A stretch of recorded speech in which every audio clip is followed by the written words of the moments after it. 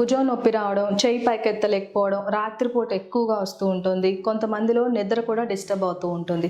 దీనిని పెరియాథ్రైటిస్ లేకపోతే ఫ్రోజన్ షోల్డర్గా పిలుస్తూ ఉంటాము.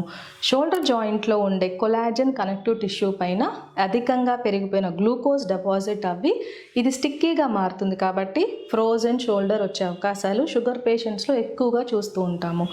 10 to 40% వరకు షుగర్ పేషెంట్స్లో ఫ్రోజన్ షోల్డర్ వచ్చే అవకాశాలు ఉంటాయి. ఈ ఫ్రోజన్ షోల్డర్కి 3 స్టేజెస్ని మనం చూస్తూ ఉంటాము. మొదటి స్టేజ్ ఫ్రీజింగ్ స్టేజ్.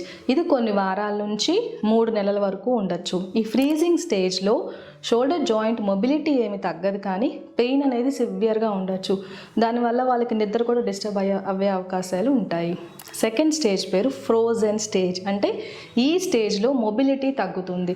వాళ్ళు చెయ్యి పైకెత్తడం, తలదూవుకోవడం, చెయ్యి వెనక్కి వెళ్ళడం కూడా, కొంతమందిలో డ్రెస్సింగ్ కూడా ఇబ్బందిగా అనిపించవచ్చు. ఈ ఫ్రోజన్ స్టేజ్లో పెయిన్ కొంచెం తక్కువ ఉంటుంది, మొబిలిటీ ఎక్కువగా అఫెక్ట్ అవుతుంది వీళ్ళల్లో. థర్డ్ స్టేజ్ని థాయింగ్ స్టేజ్ అంటాం. ఇది కొన్ని నెలల నుంచి సంవత్సరం వరకు ఉండే అవకాశాలు ఉంటాయి. ఈ థాయింగ్ స్టేజ్లో గ్రాడ్యువల్గా మొబిలిటీ అనేది ఇంప్రూవ్ అవుతుంది. ఈ ఫ్రోజన్ షోల్డర్ని మనం నివారించాలంటే ఖచ్చితంగా షుగర్ లెవెల్స్ని కంట్రోల్లో పెట్టుకోవాలి. కొంతమందికి అవసరమైతే ఫిజియోథెరపీ అంటాం. స్టార్టింగ్ స్టేజెస్లో పెయిన్ రిలీఫ్ ఇస్తారు వాళ్ళు. నెక్స్ట్ స్టేజ్లో ఎక్సర్సైజ్ చేసి మొబిలిటీ అనేది ఇంప్రూవ్ చేసుకోవచ్చు.